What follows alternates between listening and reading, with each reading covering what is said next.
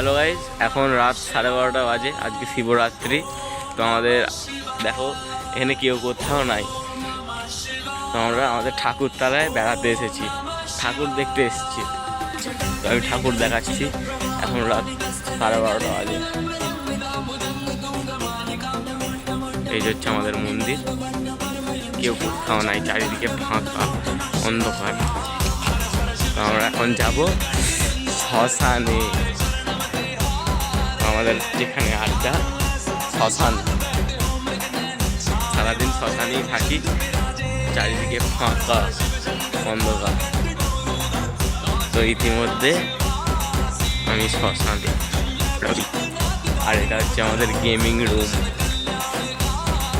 আর ওই যে সামনে শ্মশান, অন্ধকার।